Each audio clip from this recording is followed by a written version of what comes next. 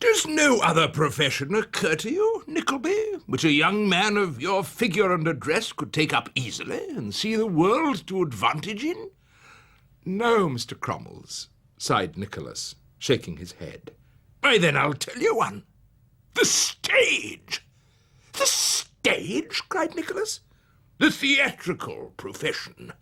I am in the theatrical profession myself. My wife is in the theatrical profession. My children are in the theatrical profession. I had a dog, lived and died in it from a puppy. Say but the word, and I'll bring you out. I want a novelty. Charles Dickens once wrote that the more real the man, the more genuine the actor. That may or may not be so. It's an open question. Certainly he was writing of himself, though, and he declared, "I was an actor and a speaker from a baby." His father, John Dickens, used to take him to the public house, set him up upon a table where he would sing and dance to the wonder of the assembly. He did impersonations of various local eccentrics. He was an irrepressible entertainer, an infant phenomenon. "I must have been a horrible little nuisance," he said. At the drop of a hat he would recite from his favourite poem. "'Tis the voice of the sluggard, I hear him complain. You have waked me too soon, I must slumber again." He had a toy theatre, too, in which he played with characters penny plain and twopence coloured. Some say he was playing with them for the rest of his life. In Chatham, in Kent, where he grew up, he was remembered as an active, alert, eager, odd child. Hysterical, perhaps, oversensitive, certainly, but decidedly odd. I looked at nothing that I know of, but I saw everything. And now I see the outside of our house, with the latticed bedroom windows standing open to let in the sweet-smelling air. We are playing in the winter twilight, dancing about the parlour. When my mother's out of breath and rests herself in an elbow chair, I watch her winding her bright curls round her fingers and straightening her waist. And nobody knows better than I do. She likes to look so well, and is proud of being so pretty. "My dear boy," cries my mother, caressing me. "My own dear little boy." These idyllic childhood days were without any doubt the happiest days of Charles Dickens's entire life. And suddenly he was snatched away from all that happiness. His father, who worked in an office of the Admiralty, was transferred to London, and at the age of 10, Charles Dickens was on his way to the city which changed him forever. London. But not Victorian London, much less modern London, a more intimate, a more compact, a more colourful city, a city of street criers and strolling peddlers, of cockfights and public hangings, of pleasure gardens, and of small, unlicensed theatres. There was no uniformity or system to it whatever, so it encouraged eccentricity and oddity of every kind. It would in time become the city of Dickens's vision, of his imagination. But for the 10-year-old boy, there seemed nothing ahead for him at all. His father was spending quite recklessly, and his mother's attempts to found a school, Mrs. Dickens's establishment, she grandly called it, founded when she failed to enroll a single student. The family's fortunes were in rapid decline. They'd moved into a small house in Camden Town, the view of dingy poverty, his purpose in life making himself useful, polishing his father's boots. Education gone. Company none. Happy and secure life gone forever. The idyll and innocence of childhood disappeared altogether. I fell into a state of dire neglect, which I have never been able to look back upon without a kind of agony. His father was getting further and further into debt, and they were subject to constant humiliations. The child remembered everything. "Oi! You ain't out yet, you know. Pay us, will ya? Don't hide, you know, that's mean. I wouldn't be mean if I was you." But they did hide. They kept moving from house to house. And then, just 2 days after his 12th birthday, Charles Dickens was set to work in a blacking warehouse beside the Thames. It's no exaggeration whatever to say that his childhood died in that dismal place. It was a crazy, tumble-down old house, abutting, of course, on the river, and literally overrun with rats. Its wainscoted rooms and its rotten floors and staircase, with the old grey rats swarming down in the cellars, and the sound of their squeaking and scuffling coming up the stairs at all times. And the dirt and decay of the place rise up visibly before me, as if I were there again. The blacking was for shoes. His job was to cover the pots of paste blacking, first with a piece of oil paper and then with a piece of blue paper, to tie them round with a string and then to clip the paper close and neat all around. When he'd finished a few gross of these, he was to paste on each a printed label. He worked a 10-hour day, with 1 meal break at 12 and a tea break in the late afternoon. A few days after he'd entered the blacking warehouse, his father, John, insolvent, ruined, was confined within the Marshalsea prison for debtors. When my father said, "The sun has set on my life forever," I really believed that these words had broken my heart. Dickens took those same words and wove them into the fabric of his art when he directly introduced them into his novel David Copperfield. Were they the expression of his father, John Dickens, or of his invented character, Mr. Micawber? Who can tell? Perhaps there's no difference. On the first Sunday after he was taken to the prison, I was to go and see Mr. Micawber and have dinner with him there. He was waiting for me within the gate, and we went up to his room, top story but one, and cried very much. Then, after many tears, he told me this: "Annual income, £20, Copperfield. Expenditure, £19, 19 shillings and sixpence. Result, happiness. Annual income, £20, expenditure, £20, 0.06. Result, misery. The blossom is blighted, the leaf is withered, the god of day goes down on the dreary scene, and, well, in short, you're forever flawed, as I am." After which he borrowed a shilling of me for porter, gave me a written order on Mrs. Micawber for the amount, and put away his pocket-handkerchief and cheered up. Not so easy for the 12-year-old Charles Dickens to cheer up.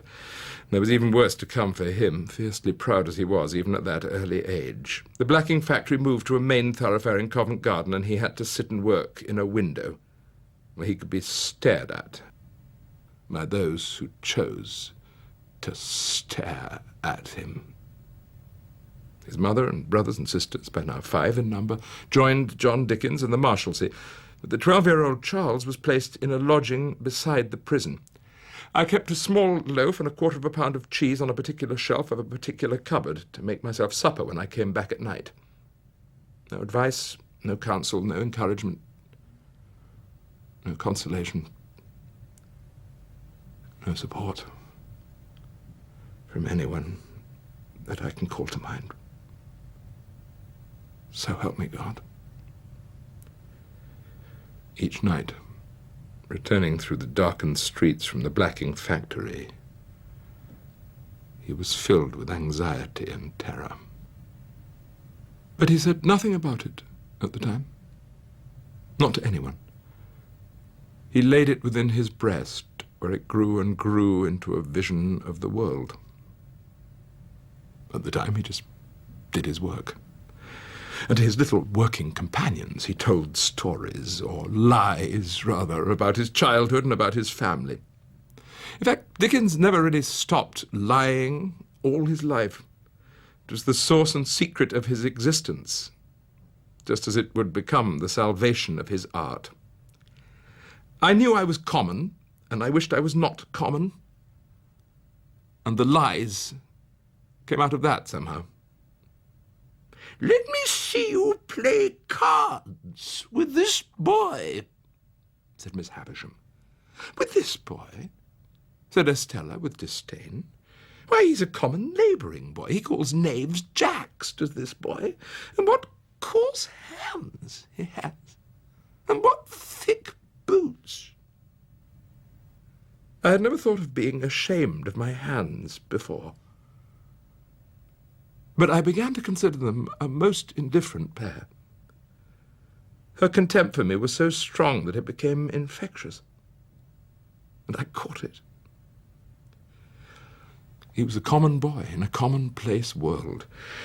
I was such a child and so little that frequently when I went into the bar of a strange public house for a glass of ale or porter to moisten what I'd had for dinner, they were afraid to give it to me. I remember one hot evening I went into a public house and said to the landlord, "What is your very best ale? A glass." For it was a special occasion. I don't know what it may have been my 13th birthday. "Tuppence halfpenny," said the landlord, "is the price of the genuine stunning ale." "Then," says I, giving him the money, "just draw me a glass of the genuine stunning, if you please, with a good head to it." The landlord looked at me over the bar from head to foot with a strange smile on his face. His wife came out from behind with her work in her hand and joined him in surveying me. They served me with the ale, though I suspect it was not the genuine stunning, and the landlord's wife, opening the little half door of the bar and bending down, gave me my money back, and gave me a kiss that was half admiring and half compassionate. At night, the boy read his old books, reading as if for life, as he said. Tom Jones, Peregrine Pickle, Roderick Random, Don Quixote, Robinson Crusoe. They all kept me company. They kept alive my fancy and hope of something beyond that time and place. There were times, though, when he simply could not bear it. He doubted whether he could ever be clean again. One day in the blacking factory, he fell into a fit, which lasted all afternoon. But then, as if he were a child in a fairy tale or a novel of his own making, the horrors of Charles Dickens's early years were suddenly and abruptly lifted. His father came into an inheritance and left the Marshalsea. Then he took his son out of the blacking factory. Home for good and all. Home for ever and ever.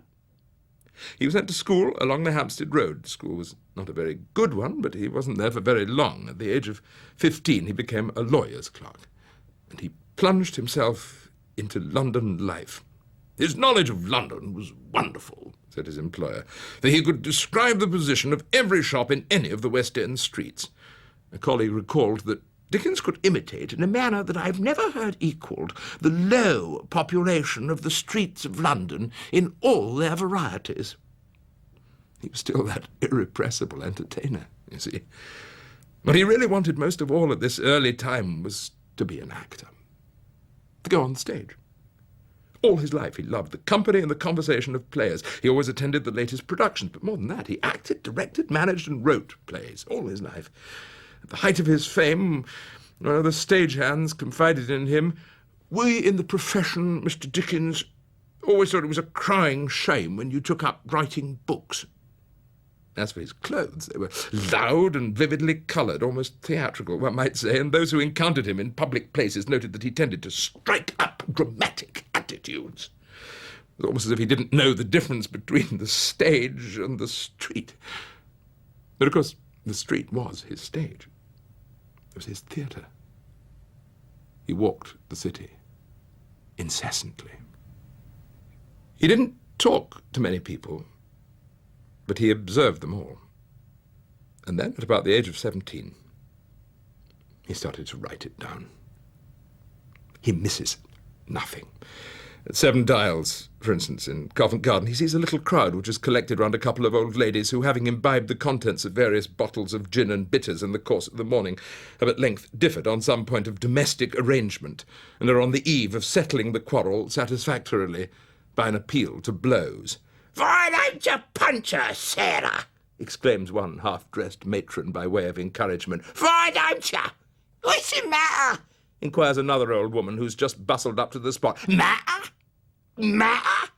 Here's poor dear Mrs. Sullivan has 5 blessed children of her own, can't go out a charing for one afternoon, but what hussies must be a-coming and enticing away her own husband, as she'd been married to 12 year come next Easter Monday, for I seen the certificate when I was a-drinking a cup of tea with her, only last Wednesday. Mrs. Sullivan, I says, promiscuously. Mrs. Sullivan, what you mean by hussies? Interrupted champion of the other party, who has evinced a strong inclination throughout to get up a branch fight on her own account. What you mean by hussies? Never you mind, replies the opposition expressively. Never mind. You go home, and when you're quite sober, mend your stockings. He knew from the start, you see, that there was something greater within himself, beyond all the high-spirited mimicry and the ventriloquial gifts. He started writing feverishly. He wrote stories, he wrote essays, he wrote sketches. I could write anything. At the age of 23, he was approached by a publisher, William Hall, who asked him if he'd care to write a series of sketches upon the adventures of some Cockney sportsmen. This was still the period, you see, in which Londoners travelled to rural areas in order to make fools of themselves.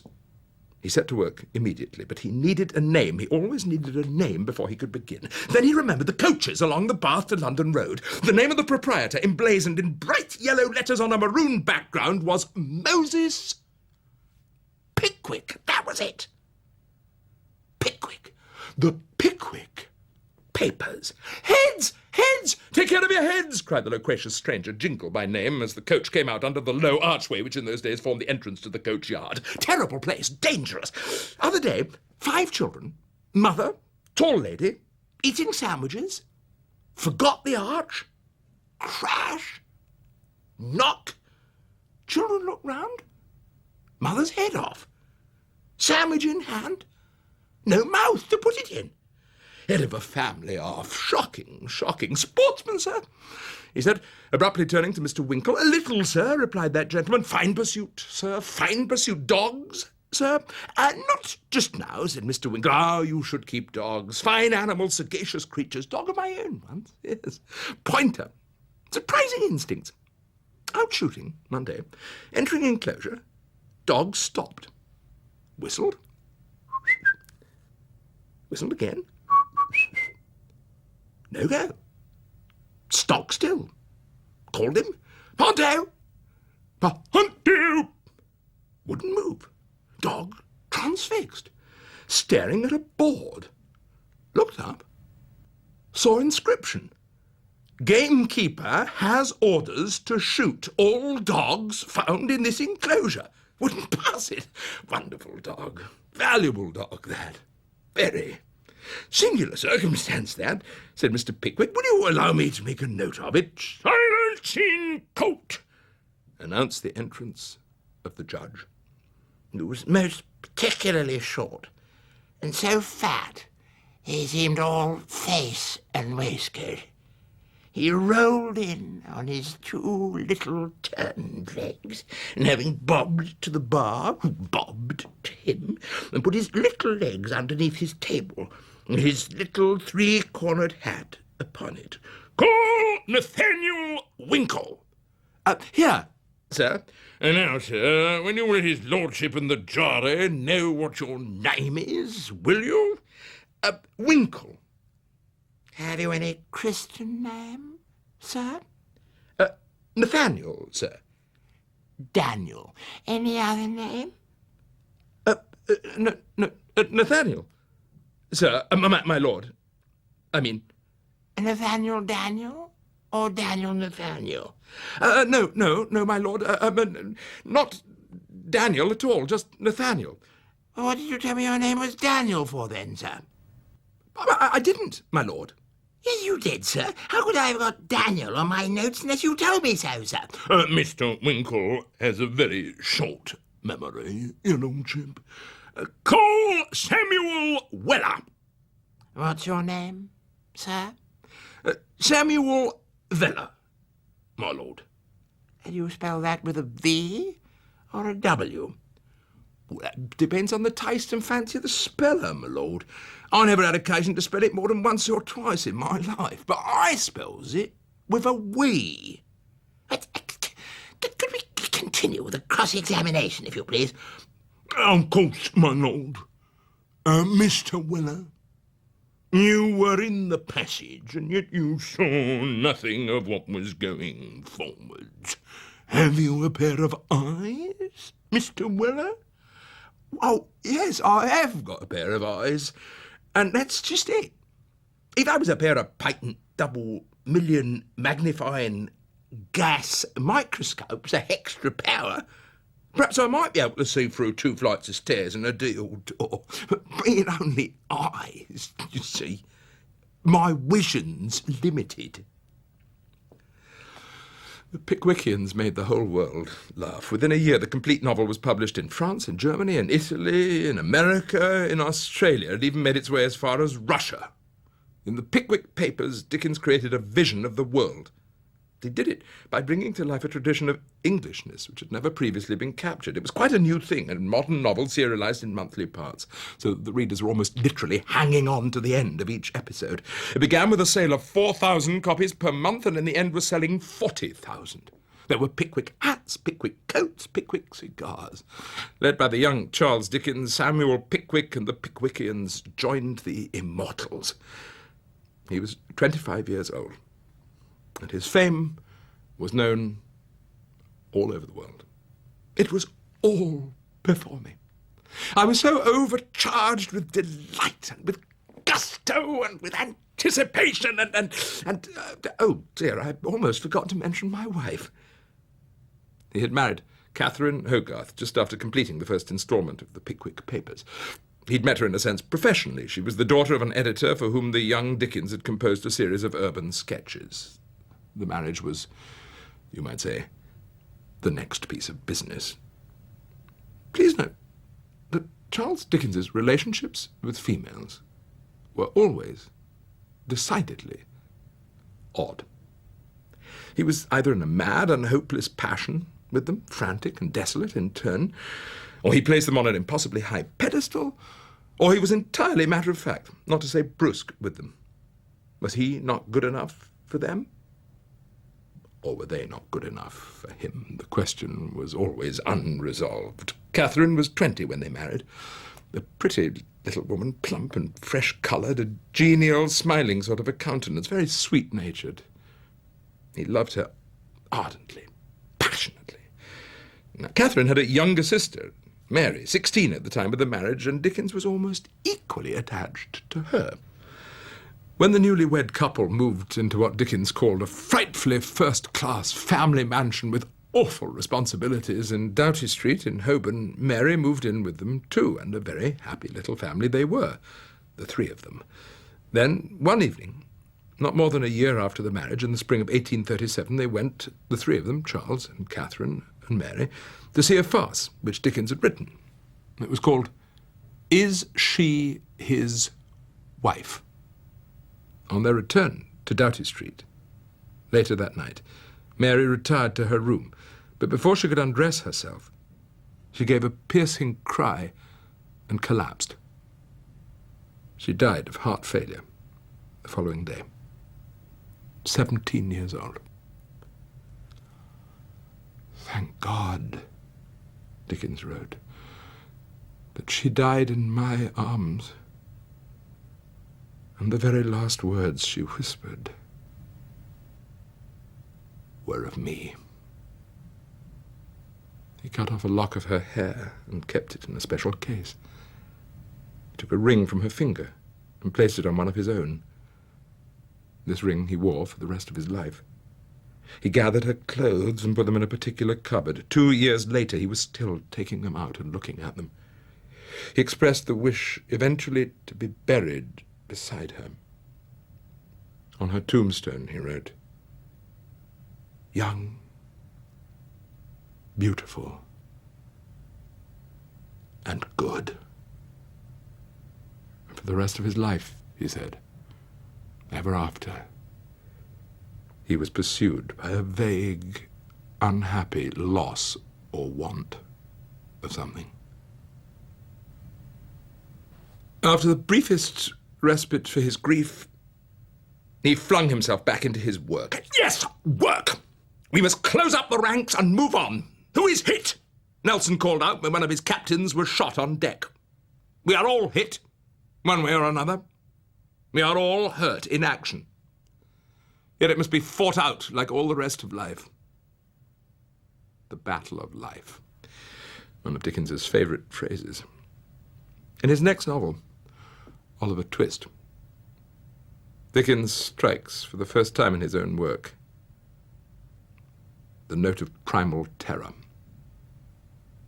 of a child's helplessness in the adult world. With a slice of bread in his hand and the little brown cloth parish cap on his head, Oliver was then led away from the wretched home where one kind word or look had never lighted the gloom of his infant years. And yet he burst into an agony of childish grief as the cottage gate closed after him. Wretched as were the little companions in misery he was leaving behind, they were the only friends he had ever known. And a sense of his loneliness in the great wide world sank into the child's heart for the first time. "No, sir, no," sobbed Oliver, clinging to Mr. Bumble's hand. "No, sir, no. I will be good. Indeed. Indeed. Indeed I will, sir. I am a very little boy, sir, and it is so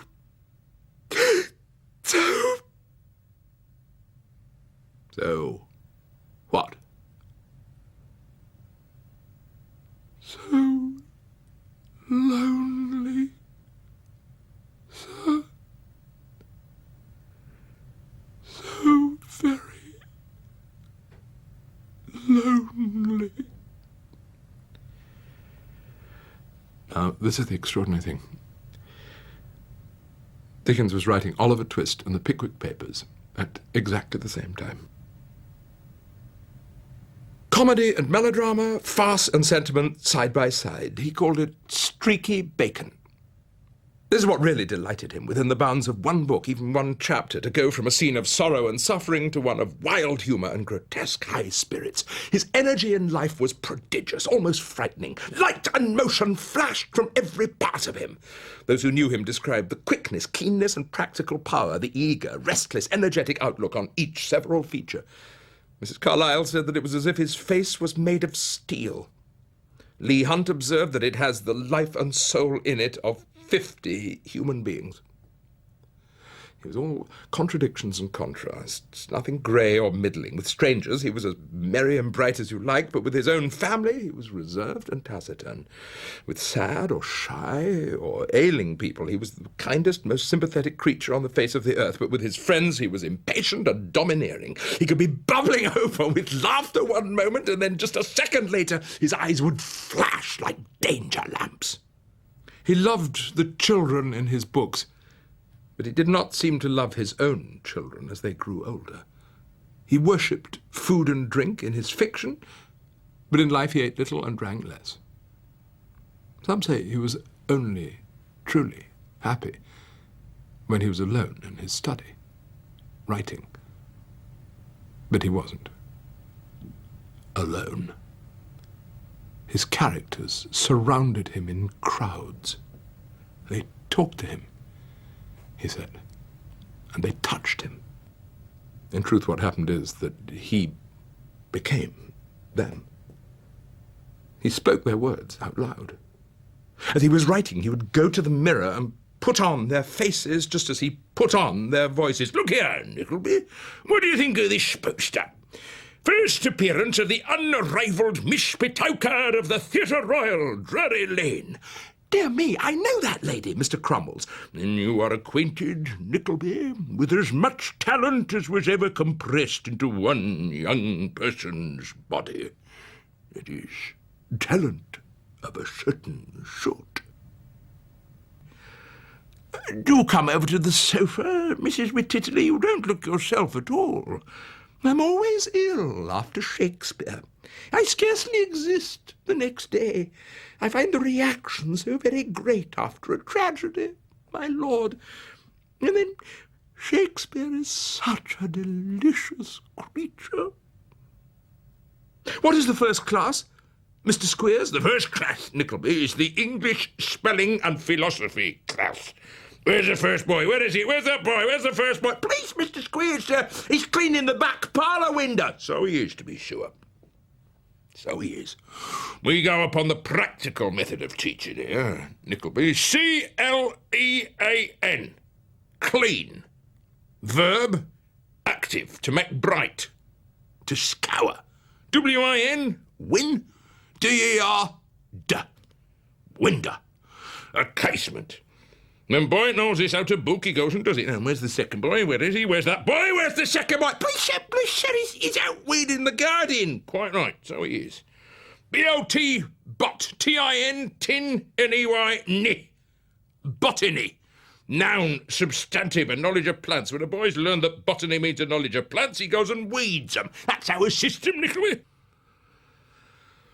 Nicholas Nickleby, as funny and theatrical a novel as any ever written, also changed the face of English education. Dickens's satire upon the school run by Wackford Squeers, Dotheboys Hall, led to the immediate closure of private schools in Yorkshire and elsewhere. In a similar spirit of outrage, Dickens had satirised the new poor laws in Oliver Twist. The newspapers had denounced him for his radical fervour. He was making a difference. He loved it. What a thing it is to have power.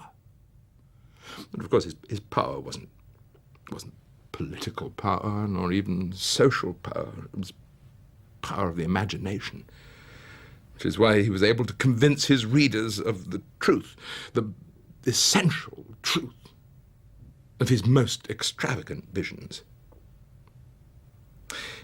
It's been said of Dickens that when the fire of one of his novels was threatening to grow dim, he would throw on a child to stoke up the flames.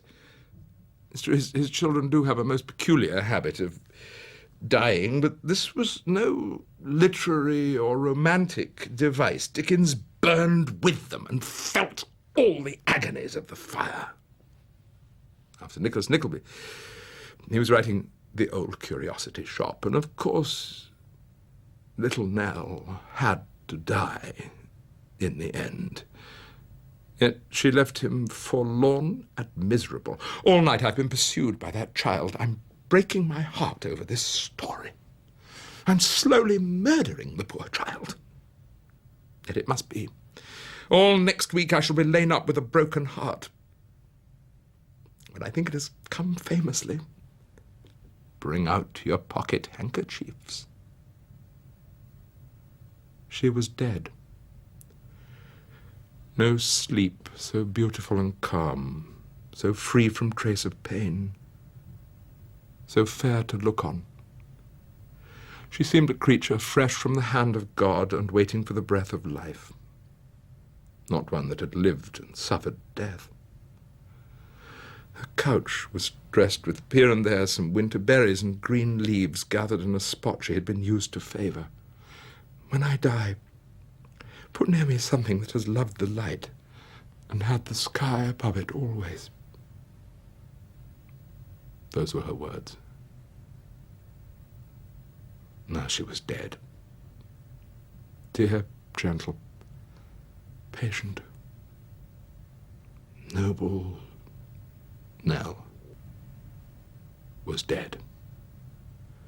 Her little bird, a poor slight thing the pressure of a finger could have crushed, was stirring nimbly in its cage. And the strong heart of its child mistress was mute and motionless forever. But the death caused a sensation. The stern jurist, Lord Jeffreys, was found in tears after reading the scene, and Dickens's close friend, the great actor Macready, was literally prostrate with grief. The Irish patriot Daniel O'Connell threw the periodical in which it was written out of the window of his railway carriage, exclaiming, "He should not have killed her!" At a slightly later date, Oscar Wilde was less affected. It would take a heart of stone to read the death of little Nell without laughing. Now, all this while, Catherine Dickens had been creating a few children of her own, 4 in quick order and more to follow. They'd moved to a bigger house off the Marylebone Road, which Dickens said resembled nothing so much as a hospital ward, what with Walter crying and Katie snuffling and Charles Jr. sickening for something mysterious. He'd already sent his parents into exile, having set them up in a little cottage in Devon, but they had a way of turning up in small matters like the father forging the son's name to guarantee certain debts. How he raged against them. He wanted to get away from them all. He had dreams of extensive travelling. He was haunted by visions of America. He wanted to encounter a country as young and energetic as he was, and the Americans wanted to see him too. A few months before, they had gathered in the harbour of Boston, shouting to newly arrived passengers, "Is little Nell dead?" Now they were asking, "Is Charles Dickens alive? And is he really here?" He was followed by crowds wherever he went. He was given dinners and parties and receptions. He made speeches. He entertained 1,000 guests. And finally he met the President of the United States, who declared he had not expected to meet so young a man, sir. But he did not meet with unmitigated approval. Far from it. He was attacked by the newspapers for his colourful clothes, flashy, his assertion of copyright, smells of the sharp rank, and for his mind, which according to the New York Herald was coarse, vulgar, impudent, and superficial. Now, Dickens was not accustomed to public criticism. He left the country in a state of great rage, taking his savage revenge on those same papers as only he could, in the pages of Martin Chuzzlewit, a book which, on its first appearance, was burnt publicly in the streets of New York. "Here's this morning's New York sewer. Here's this morning's New York stabber. Here's the New York keyhole reporter." So opens Martin's journey to America. When Dickens returned from the United States, his appetite for travel had not yet been satisfied, so he whisked the whole family off on a grand European journey which lasted a full year. From Naples, Dickens witnessed Mount Vesuvius in a state of eruption, its dark smoke hanging in the clear, bright skies. So what did he do? He climbed up it, of course, at once, that very night. He was warned of the dangers of ascending a volcano in a state of eruption, but he insisted it had to be done. He had to look into its smoking mouth. With only one guide accompanying him, he climbed the last few hundred feet as burning cinders and ash rained down upon them. Finally he reached the brink, where, triumphantly, I looked down into the flaming bowels of the earth. Then I came back again, alight in 6 places, burning from head to foot. This is pure Dickens. The wild Dickens blazing away just as he blazed away at his novels. I'm working myself into such a heat that I shall burst out prodigiously. Always onwards and upwards, climbing towards the fire. Mount Dickens. Eruptions at regular intervals. And not just in his work either. His fire was increasingly turned against what he perceived to be the scandals and enormities of his own time. He was becoming the writer who spoke for an entire age. He was made editor of a great new national newspaper, the Daily News. He was chairing committees. He was making speeches on prisons, on the slums.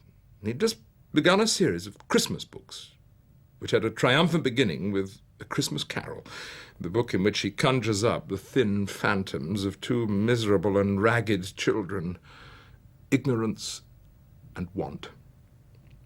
This little story of Scrooge and Bob Cratchit and Tiny Tim took as much mastery over Dickens as it had over everybody else. He was somehow possessed by this story of redemption, of a man forced to face the truth about himself and change.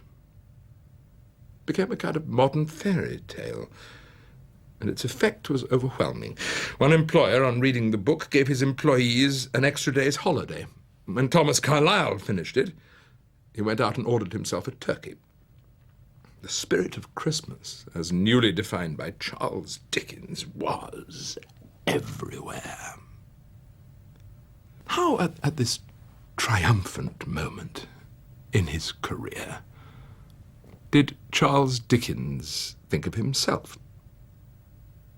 Well, the secret is that he didn't think of himself at all. He was not in the least bit interested in self-communing, nor did he wish to dwell upon the sources of his art. Writing of Shakespeare, he said, "It is a great comfort to my way of thinking that so little is known about the poet. It is a fine mystery, and I tremble every day lest something should come out." Though Dickens could only approach himself by becoming one of his own characters, by transforming himself into a fiction, which was why he was planning another novel, one in which he would tell his own story. First, though, as always, he had to find a name. He always had to have a name. Welbury, Magbury, Topflower, Copperboy, Copperstone, Copperfield, Copperfield. This is Charles Dickens here, and this is David Copperfield here. They're staring at one another, face to face. Which one do you think will blink first? This book, of all his novels, his favourite, cost Dickens very dear. His friends had been concerned for him. Even while he was writing it, he'd often been giddy and nauseous. His left leg trembled beneath him, and he could not stop his hands and his arms from shaking. He felt a pain in his left side, the same pain he'd suffered as a child in the blacking factory. He suffered, too, from extreme depression of mind and a disposition to shed tears from morning to night. As to repose, for some men there is no such thing in this life. Idleness wearies me more than labour. To do nothing is exhausting. How strange it is to be never at rest, never satisfied. Sir Dickens was not only David Copperfield, he was Steerforth too. Steerforth with his handsome head thrown back and the sea wind playing on his face as he calls out, "Ride on over all obstacles and win the race! The race one has started in! Ride on!" The journey, Dickens said, is ever upward, and we must pursue it, or we are worthy of no place here.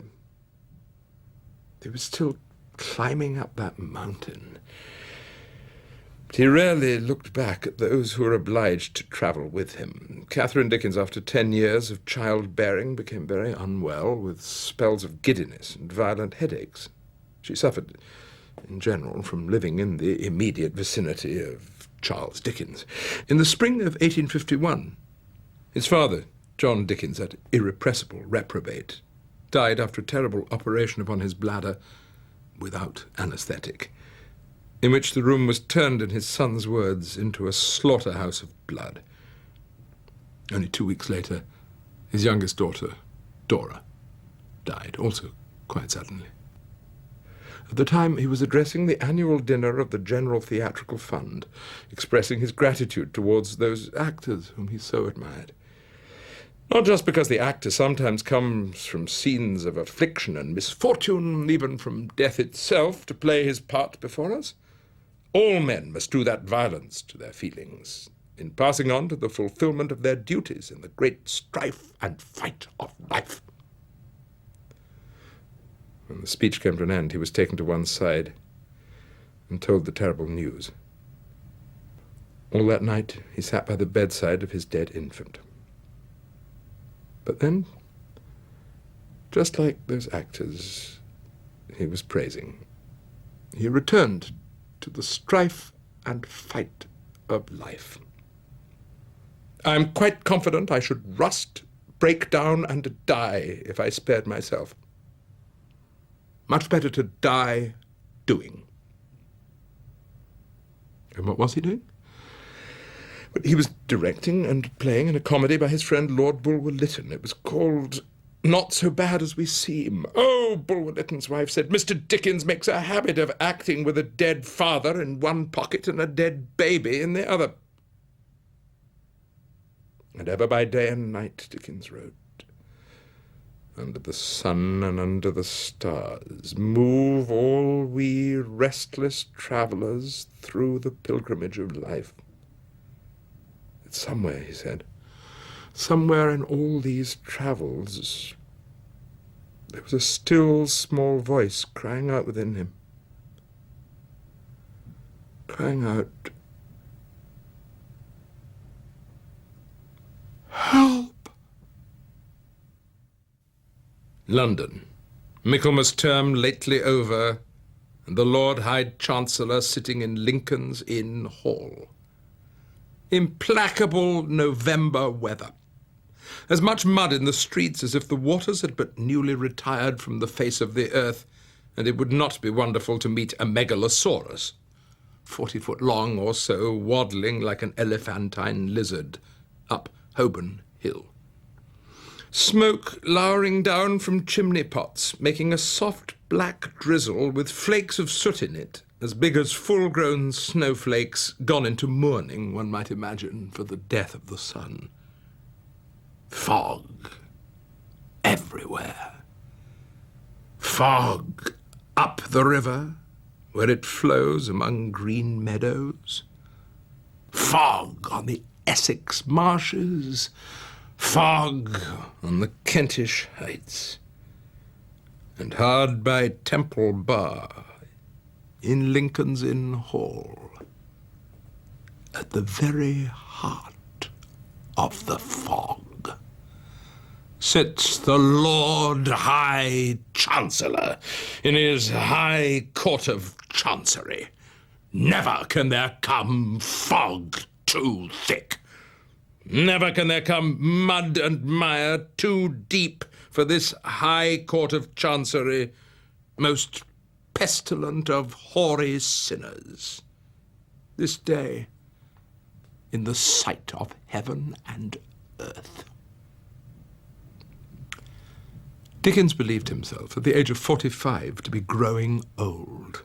There are people saying quite loudly that he's finally burnt himself out, that David Copperfield was his last flare. When Little Dorrit appeared, it was dismissed as twaddle. In some ways, the spirit of the age was in all its high Victorian seriousness against him. Dickens was often dismissed as a mere entertainer, a writer whose reputation would not last as long as the century. So here he is in middle age, with his achievements apparently behind him, and what was ahead of him? Oh, only an increasingly loveless marriage and a large, ever-expectant family. And please remember, too, the great poignant note of his life, that vague, unhappy loss or want of something which has pursued him since the early death of his sister-in-law. Where again will he ever be able to find someone young, beautiful, and good?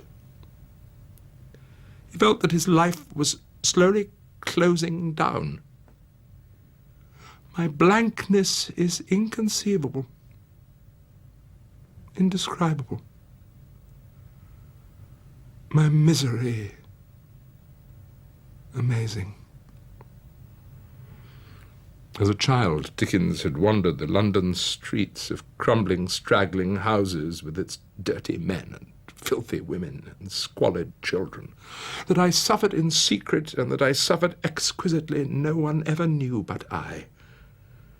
And when in later life he suffered exquisitely, terribly, he wandered once more among the dirty streets. He had to return to the cold, stony-hearted stepmother of his suffering, London. He started to walk through the city at dead of night. He'd always walked it during the day, but now he was for the dark. Now the night enters his head. He becomes the child again, experiencing the horror of London. he visits the prisons, the madhouses, the workhouses. Suddenly, a thing that in a moment I should have trod upon without seeing rose up at my feet with a cry of loneliness and houselessness, the like of which I never heard. We then stood face to face, looking at one another, frightened by one another. The creature was a beetle-browed, hare-lipped youth of 20, and it had a loose bundle of rags on, which it held together with one of its hands. It shivered from head to foot, and its teeth chattered. And as it stared at me, persecutor, devil, ghost, whatever it thought me, it made with its whining mouth as if it was snapping at me like a worried dog. Intending to give this ugly object money, I put out my hand to stay it, for it recoiled as it whined and snapped, and laid my hand upon its shoulder. Instantly it twisted out of its garment, like the young man in the New Testament, and left me standing there with its rags in my hand. What could he do? How could he help? As ever, he flung himself into his work. I'm in a regular ferocious excitement. I get up at 7 in the morning, have a cold bath before breakfast, and blaze away, wrathful and red-hot. My eyes have grown immensely large. My hair is very lank, and the head inside the hair is hot and giddy. He attacks a grotesque legal system and a bad, incompetent government, a blundering civil service and a hypocritical clergy. He attacks the employers and the unions, teachers and philanthropists. In fact, the whole nation and society of England were under siege. I must deliver a sledgehammer blow. I'm in desperate earnest. And why should I not be in earnest when I am fighting the world? A man who could do nothing by halves, Dickens's friend Wilkie Collins said of him, appears to me to be a fearful man. He knew it. He knew it well enough of himself. He knew his imagination was desperately strange, and that he himself was sometimes accused of being mad. Mad people were strangely attracted to Dickens and sent him letters. One gentleman, distracted by the death of his son, remarking upon the peculiar contortions of the body, declared, there's a point for Mr. Dickens. In his novels, he loved to impersonate those on the very edge of sanity. We may call them eccentric or insane, but the effects are pretty much the same. Phoebus! How goes the world? I tell you what, I shouldn't wish it to be mentioned, but it's a mad world, boy. Mad as bedlam. You been to school? Do you recollect the date when King Charles I had his head cut off? The book said it happened in the year 1649, but I don't see how that can be, because if it was so long ago, how could the people about him have made that mistake of putting some of the trouble out of his head when it was taken off into mine? There are others who say that Dickens was possessed by female voices, and that he loathed as much as he loved his mother, his sisters, his wife. And out of that crushing imbalance came all the farce and the fury. Certainly he treated his old and widowed mother as a comic character from one of his books. My mother has a strong objection to being considered in the least old, and usually appears here on Christmas Day in a juvenile cap, which takes an immense time in putting on. The instant she recognized me, she plucked up her spirits and asked for £1. Of his wife, he wrote in equally scathing terms, I find that the skeleton in my closet is becoming a pretty big one. It seemed that he could never escape his unhappiness. And then, as it had before in his past more than once, his life changed irrevocably. At the age of 46, Dickens met a young professional actress who had a small part in The Frozen Deep, an Arctic melodrama which he had written in collaboration with Wilkie Collins. Needless to say, he also played the principal part in it, he directed it, he even built the scenery. The young actress was called Ellen Ternan. She was 18 years old And Dickens fell deeply in love with her. Well, no, that's altogether too familiar a phrase. All the desperate intensity of his nature, all the emptiness and all the yearning found their focus in Ellen Ternan. She was the one thing missing from his life. For her, it must have been like walking through fire. Dickens followed her and her family on a theatrical tour around the country.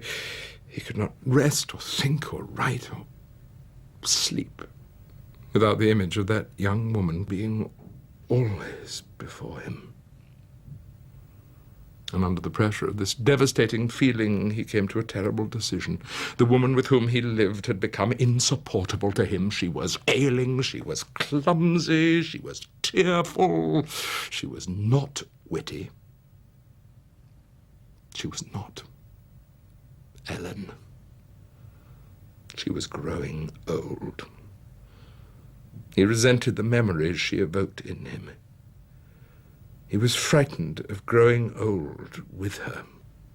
So what did he do? He behaved exactly as if he were a character in one of his own novels. He gave instructions that the marital bedroom should be divided into two, and he had a brick wall erected between himself and his wife.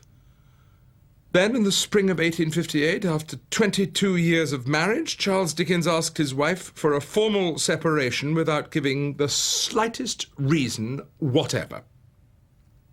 She went back to live with her family. But her younger sister, Georgina, stayed behind and supported Dickens. With Catherine gone, Georgina took charge of the illustrious novelist's household. It was an ugly and a messy business, rendered infinitely worse by Dickens's disturbed and disturbing behaviour. Nothing could surpass the misery, the unhappiness of our home. Well, rumours, of course, began to spread that Dickens was having an affair with a young actress, or much worse from his point of view, that he was having an affair with his own sister-in-law, and Dickens, quite simply, lost control. He had a letter printed in the Times in which he condemned misrepresentations most grossly false, most monstrous and most cruel. Slanders passing over the country like unwholesome air. But not one in 1,000 readers of the newspaper had the remotest idea what he was talking about. Now, of course, they did. Many other newspapers felt free to publicise the separation and to turn against Dickens in the process. He'd visited upon himself the very fate that he most feared. He shunned many of his oldest friends on the mere suspicion that they had expressed sympathy for his estranged wife, and he was, of course, in turn shunned by them. He changed his publishers because they had not printed his statement in their periodical, Punch. He broke down and wept at a lunch at the Athenaeum. He felt harassed and haunted on all sides. He now looked very much older, his face lined with deep furrows, his hair grizzled and thinned, his expression clouded and careworn. Yet still he was Charles Dickens. His eyes were still bright, his dress was still loud and theatrical, and he continued to carry himself with almost military precision. The storm, like all storms, passed. Or rather, it hid itself in the heart of Dickens, and in those closest to him whose lives had been changed forever. He gave his wife a house and a carriage in Camden Town. Ellen Ternan and her sisters moved into a house beside Oxford Street. Whether he and Ellen were lovers, whether they were ever to become lovers, on that matter he and everyone else always remained silent. There are those who say that it was a sexless intimacy, as between brother and sister, while others have pointed to rumours about their living together at a later date, and even to possible children. Nothing is known for certain. It's one of the great mysteries which Dickens created without pointing to any way through the labyrinth. The personality of Charles Dickens, apparently so transparent, so extrovert, so graspable, proves to be full of dark mysteries. Deeper than all, as Carlyle said of him. If one has eye to see deep enough, one sees dark, fateful, silent elements, tragical to look upon, hiding amid dazzling radiance as of the sun, the elements of death itself. But after all the uproar and scandal over the separation, when Dickens was at his very lowest, he did an astonishing thing. He decided to embark on a reading tour of the entire country. He wanted to find his audience again. He wanted to reach the people he feared he might have lost. He knew his power over them all, but now he wanted to exert it in person. His very first reading was of A Christmas Carol in Edinburgh. He stage-managed it quite brilliantly. He wore a rose in his buttonhole. There was a maroon screen behind him, and he was encircled by gaslight. There must be no one behind me. I must see everyone's face, and they must see mine. Everyone must see my face. He poured himself a tumbler of water from a carafe while the applause subsided. And he stood in silence for a few moments, looking around at the audience, and it was reported that his wonderful eyes seemed to have the power of meeting those of every separate individual in the audience. Keep your eyes upon me. Look. Now my eyes are on you. I need to be connected to you. And you to me. Then I will be transformed. Then I will come alive. I am Quilp. I am Pecksniff. I am the Artful Dodger. I am Vincent Crummles. He had a different voice for each character. The orotund voice of Sergeant Buzzfuzz, responsibility. The Cockney Jewish lisp of Fagin. Suppose that lad of his own fancy, to please his own taste. Suppose he was to do all this. What then, my dear? The fat boy's whine. I wants to make your flesh creep. Wild applause, tears, cheers, wonderful happiness. It is such an unspeakable satisfaction to me to have left such an impression here in Edinburgh, in London, Dublin, Huddersfield, Wakefield, York, Harrogate, Scarborough, Hull, Leeds, Halifax, Sheffield, Manchester, all in 11 days. He walked from Durham to Sunderland, and then he walked from Sunderland to Newcastle, and then on to Scotland by the new train. Edinburgh, Dundee, Aberdeen, Perth, Glasgow again. Everywhere the theatres were sold out. Large crowds waited all day and sometimes all night for tickets. And they were not disappointed. They'd come to see the most famous man of the day and to hear their favourite author read his own words. But they got something more. This was theatre. This was acting. At last, Dickens was able to be the actor he had always wanted to be. His hands and body were always in motion, and his face changed so remarkably that he seemed to become the person he was dramatising. Gamp is my name. Gamp Marnight. She was a fat old woman, this Mrs. Gamp, with a husky voice and a moist eye which she had a remarkable power of turning up and only showing the white. Having very little neck, it cost her some trouble to look over herself, if one may say so, at those to whom she talked. She wore a very rusty black gown, rather the worse for snuff, and a shawl and a bonnet to correspond.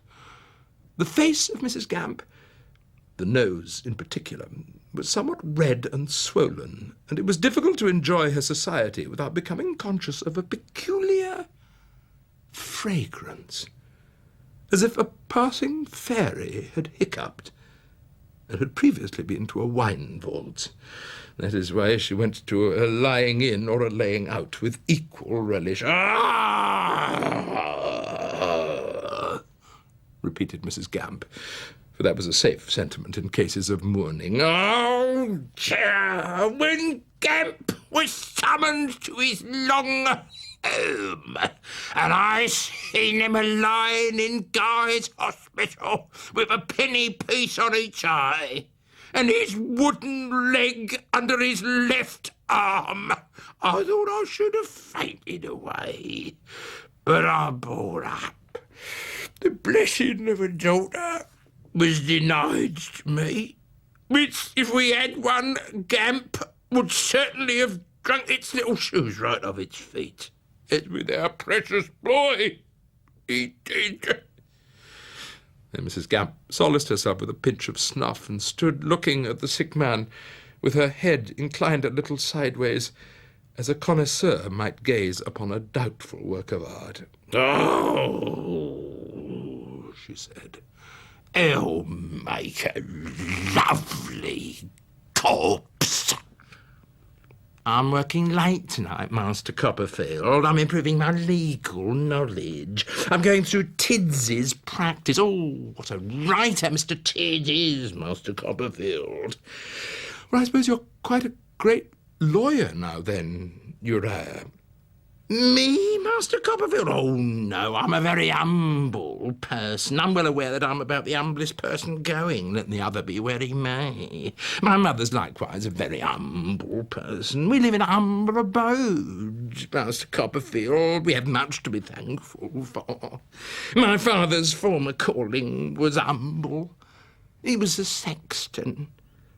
And, what is he now? "He's a partaker of glory at present, Master Copperfield. Whoever would begin to be worried with letting lodgings that wasn't a lone woman with a living to get is a thing inconceivable to me, my dears. Excuse the familiarity. It becomes natural when wishing to open my mind to those I can trust, and I should be truly thankful if that was all mankind, but such is not so. For have but a room to let sign in your window, and you watch on the mantelpiece and farewell to it if you turn your back for a second, however gentlemanly the manners, nor is being of your own sex any safeguard, as I have reason, in the form of sugar tongs, to know. For that lady, and a fine woman she was, got me to run for a glass of water on the plea of going to be confined, which certainly turned out to be true, but it was the police station. I'm a market cheap jack. You don't know what that is, do you? No, you don't. I'll show you. Here I am at the footboard of my cart in the marketplace on a Saturday night. I put up a general miscellaneous lot. I says, "Now, my free and independent voters, I'm going to show you what I'm going to do with you. I'm going to give you such a chance as you never had in all your born days, nor yet the days preceding. Now, I'll show you what I'm going to do with you.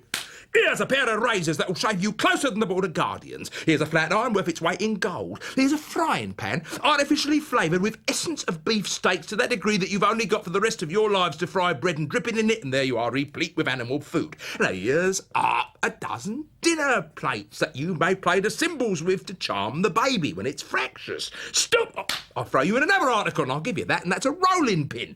And if the baby can only get it well into its mouth when its teeth is coming through and rub the gums once with it, they'll come through double in a fit of laughter equal to being tickled. Stop again! I'll throw you in another article because I don't like the looks of you. For you don't have the appearance of buyers. And that article's a looking glass in which you may see how ugly you look when you don't bid. Now, what you say now, eh? What you say? What'd you say? Do you say £1? No, you don't. Not you. You haven't got it. Do you say 10 shillings? Not you. You owe more to the landlord. Well, then I'll tell you what I'll do with you. I'll heap them all up on the footboard of the cart. There they are. Razors, flat iron, frying pan, dinner plates, rolling pin and looking glass. Take them all away for 4 shillings and I'll give you 6pence for your trouble. Now, do you know what I am? I'm a cheap jack. Dickens was always exhausted after each performance. He went backstage and took off his clothes, which were wet with sweat. He'd have a glass of brandy and water, or perhaps a sip of iced champagne, and then they were off again. In Liverpool, 3,000 people were turned away from his reading. In Glasgow, 2 files of policemen kept the crowds from the doors of the City Hall. Yet even as he toured the country, he was writing his next novel, The Tale of Two Cities. And even as he was doing the readings and writing the novel, he was editing a new weekly periodical called All the Year Round. He was buoyed up, you see, by the celebration which greeted him everywhere. It gave him the energy and purpose of his life. It gave him the will to carry on, to ride on over all obstacles and win the race. He felt that he'd faced down his past, you see. He marked his break with that past in an even more direct way. He burned all his letters in the garden of his house at Gad's Hill. This was the house, by the way, that his father had shown him as a child in Rochester, telling him that if he worked hard enough, he might one day own it. Well, no, he did. The letters he was burning in that garden were from Thackeray, from Carlyle, from Tennyson, George Eliot, from Wilkie Collins, all consumed in the funeral pyre of his past. "Whatever you do, dear friend," he wrote to someone at the time, "don't look back." So what did Dickens do? He wrote Great Expectations, in which he entirely rewrites his own past. Never has a novel been so filled with the horrors of childhood. "As I draw closer and closer to the end," he said, "I travel in the circle nearer and nearer to the beginning."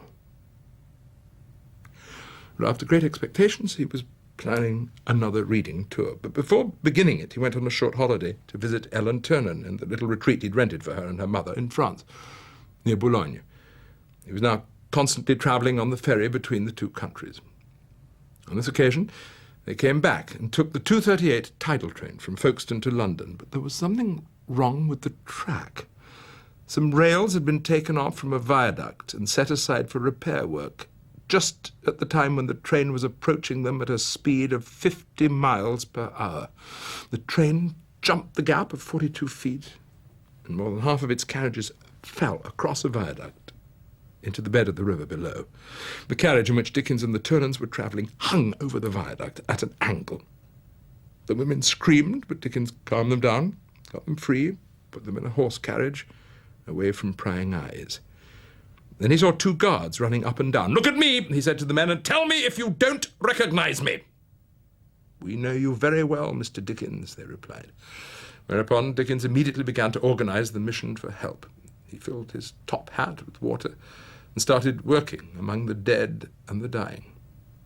It was at this point that he suddenly remembered he had left that month's manuscript of Our Mutual Friend in the swaying carriage, so he climbed right back inside again and retrieved it.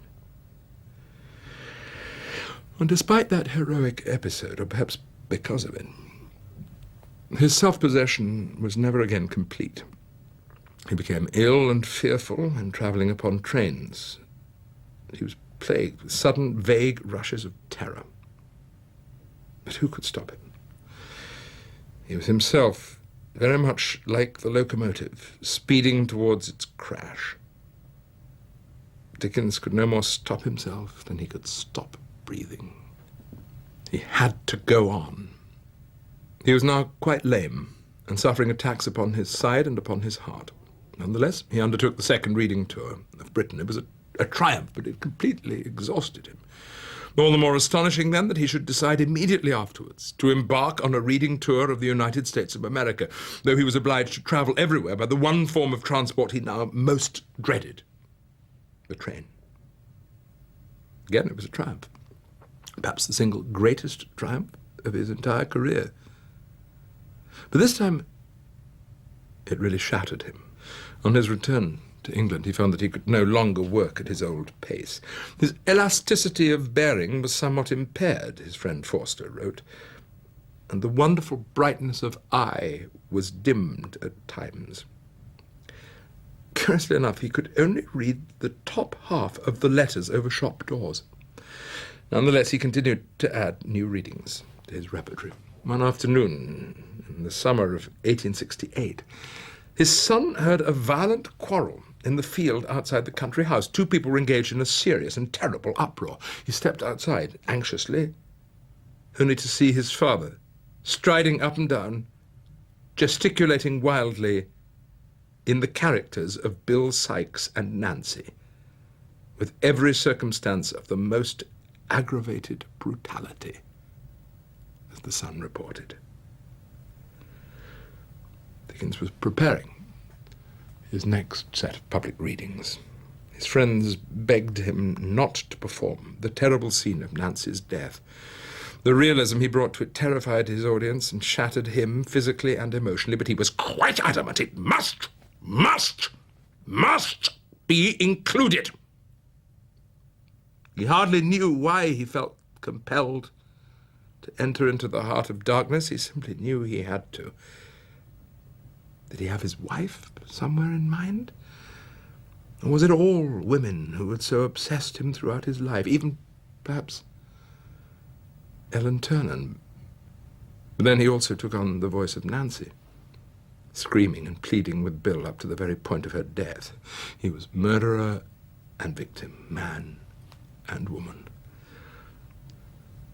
She staggered and fell, nearly blinded with the blood that rained down from a gash in her forehead, but raising herself on her knees, she drew from her bosom a white handkerchief, and holding it up towards heaven, breathed one prayer for mercy to her Maker.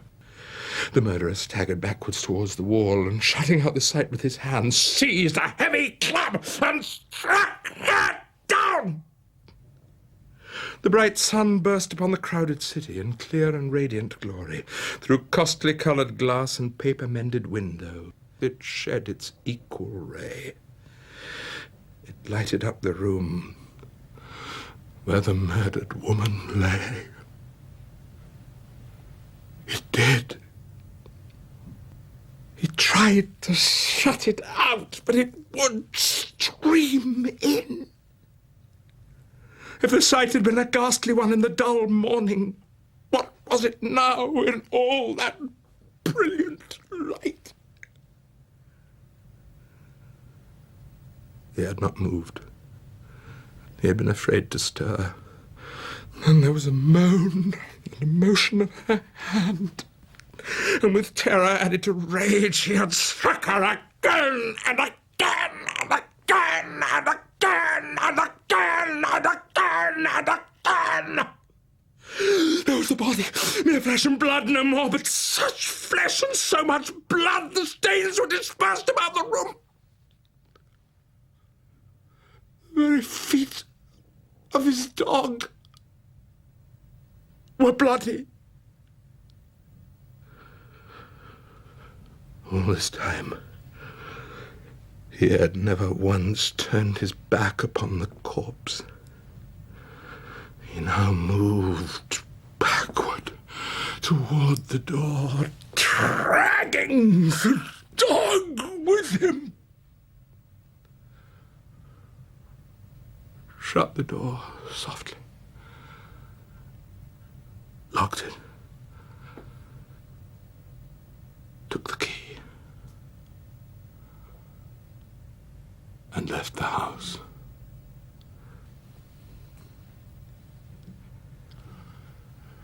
After completing that second reading tour, Dickens rested all that summer of 1869. Of course, he didn't rest. He started writing his next novel, The Mystery of Edwin Drood, a novel of murder and opium addiction and double identity. One day, his eldest son, Charles, came into the room where his father was writing. "If you don't want anything more, sir, I shall be off now." No answer. Silence. He raised his head and looked at me long and fixedly. But I soon found that although his eyes were bent upon me and he seemed to be looking at me earnestly, he did not see me. That he was, in fact, unconscious for the moment of my very existence. He was in dreamland with Edwin Drood, and I left him. Despite his physical and mental exhaustion over the years, his work had lost nothing of its unique, inventive expansiveness. A late novel like Our Mutual Friend, where the comic and the sublime wander through the echo chamber of London, brims over with hilarity.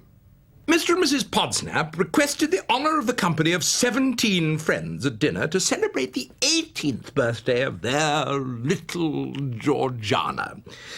Hideous solidity was the characteristic of the Podsnap plate. Everything was made to look as heavy as it could and to take up as much room as possible. The majority of the guests were like the plate, and included several very heavy articles weighing ever so much. A foreign gentleman was among them, and there was a droll disposition, not only on the part of Mr. Podsnap, but of everybody else, to treat him as if he were a child who was hard of hearing. "How do you like London?" asked Mr. Podsnap. "London, Londra, London." The foreign gentleman admired it. "You find it very large?" said Mr. Podsnap, spaciously, The foreign gentleman found it very large and very rich. The foreign gentleman found it without doubt énormément riche. Enormously rich, we say. Enormously rich, attempted the foreign gentleman. And do you find, sir, many evidences that strike you of our British Constitution in the streets of the world's metropolis? London, London. We Englishmen are very proud of our Constitution, sir. It was bestowed upon us by Providence. No other country is so favoured as this country. And other countries? Other! In England, Angleterre, England, we do not say there. We say other. The letters are T and H. The sound is the. The. And, the countries? Asked the foreign gentleman. This island was blessed, sir, to the direct exclusion of such other countries as there may happen to be. There is in an Englishman a combination of qualities,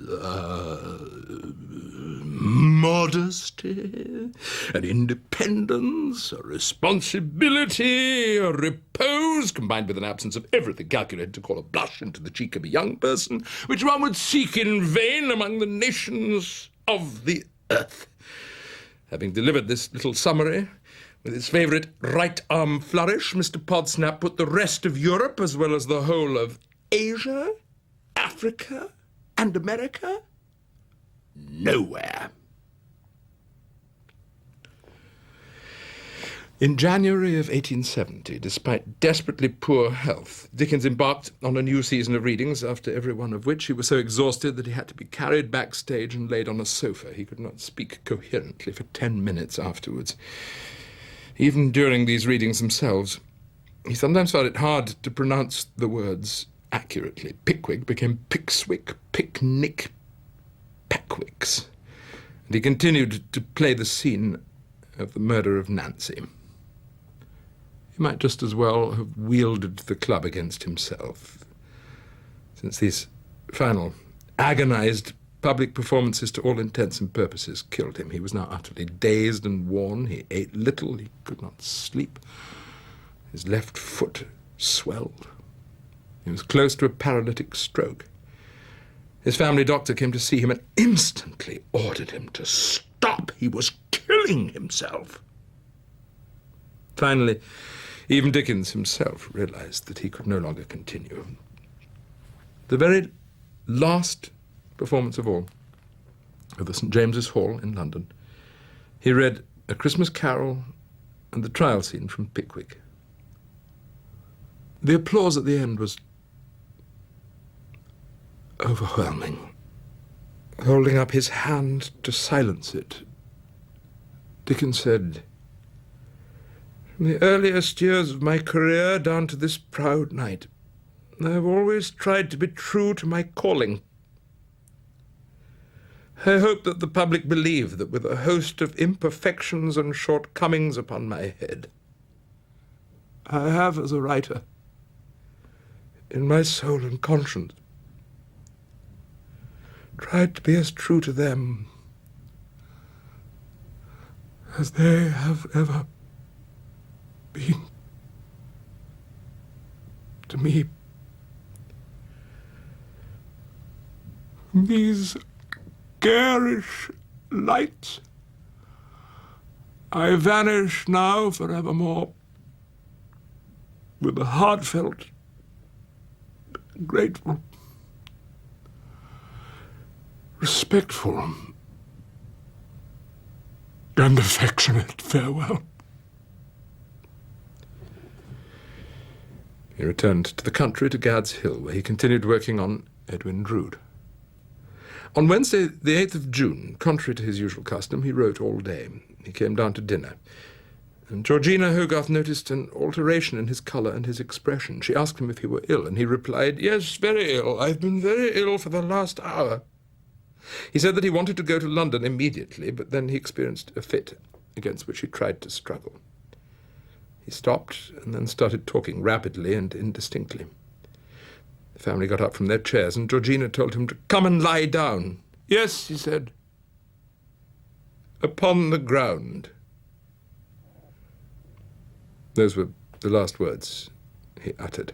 He slipped from her arms and fell heavily to the floor. Upon the ground. Perhaps even in his extremity he was recalling the words of one of his characters, Louisa Gradgrind in Hard Times. "I shall die if you hold me. Let me fall upon the ground." He was imitating, literally becoming his characters until the very end. He lingered all that day. At 5 minutes before 6 in the evening, his breathing suddenly diminished and he began to sob. He sobbed for 15 minutes, heaved a deep sigh. A tear rose to his right eye and trickled down his cheek. And he was dead.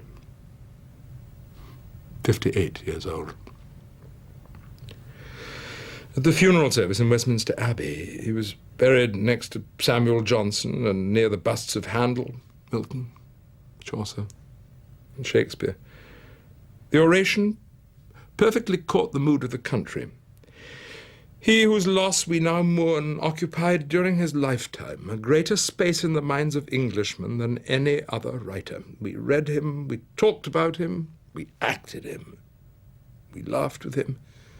We were roused by him to a consciousness of the misery of others and to a sympathetic interest in human life.